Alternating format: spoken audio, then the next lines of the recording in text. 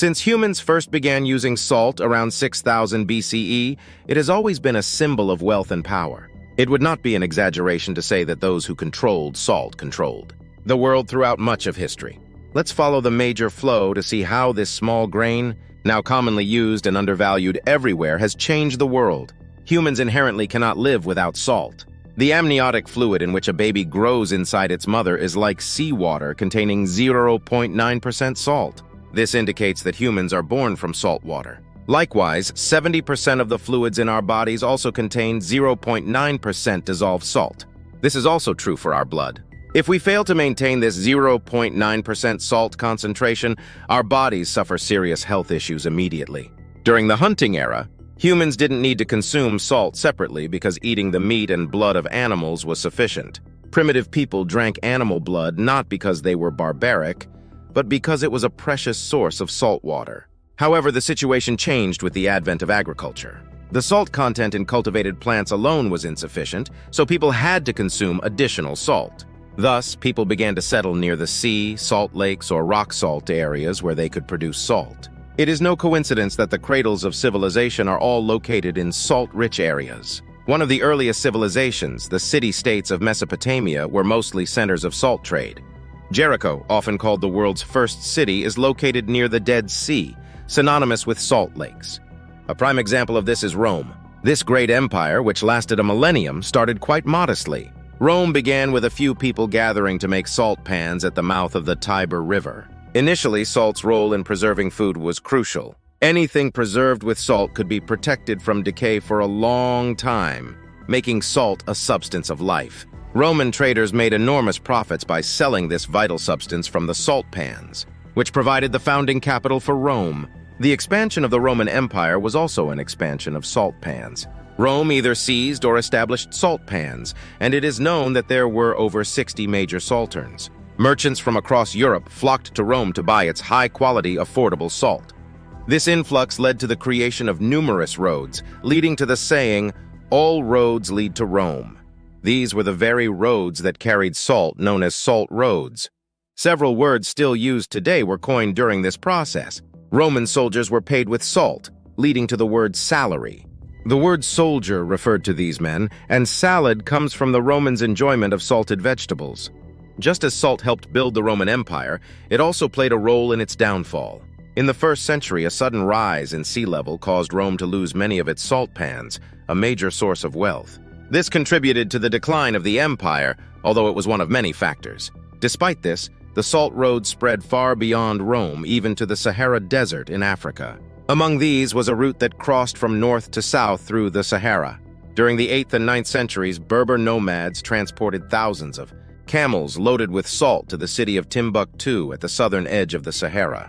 But it wasn't just salt that traveled these routes. Islam, which emerged like a comet in the 7th century, also crossed the formidable barrier of the Sahara to reach West Africa. This was facilitated by Muslim salt traders who frequented Timbuktu. Timbuktu later became a center of Islamic learning and culture with its universities and mosques. Eventually, the salt routes through Timbuktu became major conduits for African gold, ivory, and slaves heading to Europe. After the fall of Rome, another city that followed a similar trajectory was Venice. Originally a quiet fishing village, Venice became an ideal site for the production of sea salt in the 7th century as sea levels fell. This was akin to suddenly discovering an oil field in modern terms. Venetian merchants not only sold this salt, but also took control of the entire Mediterranean salt market. They waged war after war to monopolize the salt trade. As a result, by the 14th and 15th centuries, half of Venice's trade volume was in salt. Using the profits from salt, Venice quickly entered into Eastern trade, monopolizing silk, porcelain, and other goods that came through the Silk Road. This transformed Venice into one of the most powerful states in medieval Europe. The magnificent buildings and ornate sculptures that enchant travelers in Venice today were mostly constructed during this period. Even double-entry bookkeeping and modern banking concepts, still in use today, were Venetian innovations that arose from the salt trade. Along with Florence, Venice's prosperity led to a flourishing of culture that eventually catalyzed the Renaissance. Thus, it can be said that salt provided the financial foundation for the Renaissance. Salt also gave birth to modern chemistry. Medieval alchemists tried to use salt as a catalyst to turn lead into gold. Of course, such magic never happened. However, the process of mixing and boiling salt with mercury and sulfur and then separating them laid the foundation for most of modern chemistry. As the Middle Ages waned, salt once again played a role in transforming a seemingly insignificant country by the North Sea, the Netherlands, into a powerhouse. In the 15th century, out of a population of 1 million in the Netherlands, 300,000 were engaged in herring fishing. The Dutch developed a method of salting herring right on the ship as soon as it was caught. This was a revolutionary technique at the time. By doing so, herring could be preserved for over a year, greatly extending the fishing seasons and increasing the catch. The Dutch went a step further. They replaced expensive Baltic rock salt with cheaper Spanish sea salt, enhancing their price competitiveness. Moreover, Jews who were expelled from Spain and settled in the Netherlands pioneered the production of refined salt, which had impurities removed, further boosting the Dutch fishing industry. In an era before refrigeration, salted herring sold like hotcakes across Europe. By the 17th century, the Netherlands had seized half of the European herring market. The wealth generated from this trade later enabled the Netherlands to become a maritime empire, controlling colonies around the world. This shows how salt could indeed change the fate of an entire nation. As the Netherlands flourished with salt, the Hanseatic League, which had monopolized trade in the Baltic and Arctic seas since the 12th century, faded into history. Moreover, during the Dutch War of Independence in the late 16th century, Dutch Jews who had pioneered refined salt blockaded the Spanish salt pans, pushing the Spanish king towards bankruptcy. This contributed to the decline of Spain. Thus, the Dutch Jews exacted a form of revenge centuries after their ancestors were expelled from Spain.